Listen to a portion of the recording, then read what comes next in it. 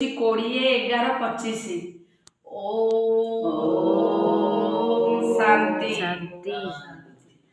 अच्छा मिठा मिठा ଶିଖିଲତେ ସନ୍ତାନ ମାନଙ୍କ ପ୍ରତି ମାତା ପିତା ବାପ ଦାଦାଙ୍କର ମଧୁର ସ୍ନେହ ଶୁଭେଚ୍ଛା ଏବଂ ସୁପ୍ରଭାତ। ଆତ୍ମିକ ପିତାଙ୍କର ଆତ୍ମିକ ସନ୍ତାନମାନଙ୍କୁ ନମସ୍ତେ।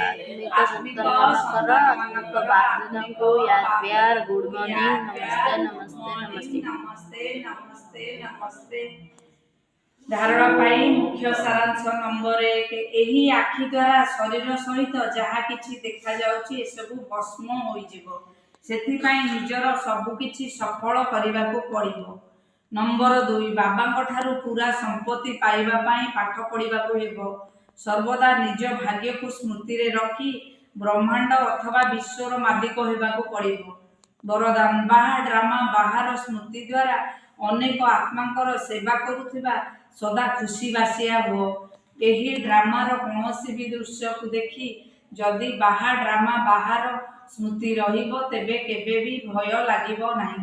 କାହିଁକି ନା ଡ୍ରାମାର ଜ୍ଞାନ ମିଳିଛି ଯେ ବର୍ତ୍ତମାନ ସମୟ କଲ୍ୟାଣକାରୀ ଅଟେ।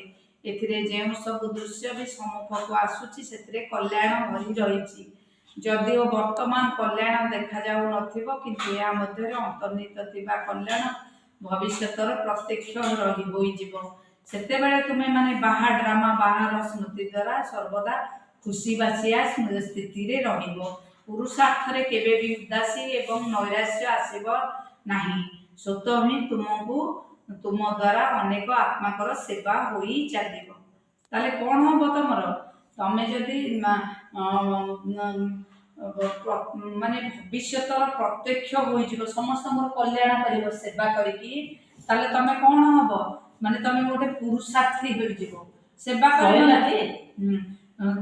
ସ୍ୱତଃ ତୁମ ଦ୍ୱାରା ଅନେକ ଆତ୍ମାଙ୍କର ସେବା ହୋଇ ଚାଲିବ। ସ୍ଲୋଗାନ। ଶାନ୍ତିର ଶକ୍ତି ଦ୍ୱାରା ମାନସିକ ସ୍ଥିତିର ସହଜ ସାଧନ ଅଟେ। ଯେଉଁଠି ଶାନ୍ତିର ଶକ୍ତି ରହିଛି ସେଠାରେ ସନ୍ତୁଷ୍ଟତା ରହିଛି। ଅବ୍ୟକ୍ତ ଇଶାରା। ଅଶରୀରୀ ଅଥବା ବିଦେହୀ ସ୍ଥିତିର ଅଭ୍ୟାସକୁ ବଢ଼ାଅ। ସେତେବେଳେ ତୁମେ ଅବ୍ୟକ୍ତ ଲାଇଟର ସ୍ୱରୂପରେ ସ୍ଥିତ ହେଉଥିବ।